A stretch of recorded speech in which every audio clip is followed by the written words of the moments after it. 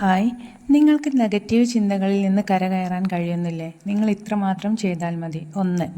ചന്ദനം ചാരിയാൽ ചന്ദനം മണക്കും, ചാണകം ചാരിയാൽ ചാണകം മണക്കും എന്ന് കേട്ടിട്ടില്ലേ?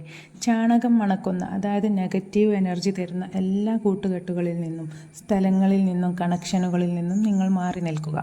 2. ആരോഗ്യകാലത്ത് തൈപ്പത്ത് വെച്ചാൽ ആപത്ത് കാലത്ത് കാപ്പത്ത് തിന്നാം. ഈ ചൊല്ലും നിങ്ങൾ കേട്ടിട്ടുണ്ടാവും. എന്ന് പറഞ്ഞാൽ ഇന്ന് പ്രവർത്തിച്ചതിൻ്റെ ഫലമാണ് നാളെ നമുക്ക് കിട്ടുക. നെഗറ്റീവ് ചിന്ത ഏറ്റവും കൂടുതൽ നമുക്കുണ്ടാവുന്നത് ഇന്നലകളിൽ കഴിഞ്ഞുപോയ നല്ലതല്ലാത്ത കാര്യങ്ങളെക്കുറിച്ച് ചിന്തിച്ചാണ്. അപ്പോൾ നിങ്ങൾ ഇന്നിൽ, അതായത് പ്രസൻറ്റിൽ നല്ല കാര്യങ്ങൾ ചെയ്തു നോക്കൂ. അതിൻ്റെ റിസൾട്ട് തുടർന്ന് വരുന്ന നാളെയിൽ ഉണ്ടാവുക നല്ലതാണ്.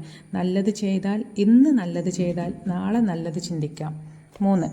നിങ്ങൾക്കുള്ള ലക്ഷ്യങ്ങളിൽ ശ്രദ്ധ കേന്ദ്രീകരിച്ച് ദിവസവും അതിനുവേണ്ടി പ്രയത്നിക്കുന്നവരാകുക. ഈ ലക്ഷ്യം പൂർത്തിയാക്കാൻ പോസിറ്റീവ് ചിന്തകൾ കിട്ടാൻ വേണ്ടി മോട്ടിവേഷൻ വീഡിയോ കാണുകയോ മോട്ടിവേഷൻ കോഴ്സുകൾ കേൾക്കുകയോ പുസ്തകങ്ങൾ വായിക്കുകയോ ചെയ്യുക. ഇത് തുടർച്ചയായി ചെയ്തുകൊണ്ടിരുന്നാൽ അനാവശ്യ ചിന്തകൾക്ക് നിങ്ങളുടെ തലച്ചോറിൽ കയറാനോ പ്രവർത്തിക്കാനോ ടൈം കിട്ടില്ല.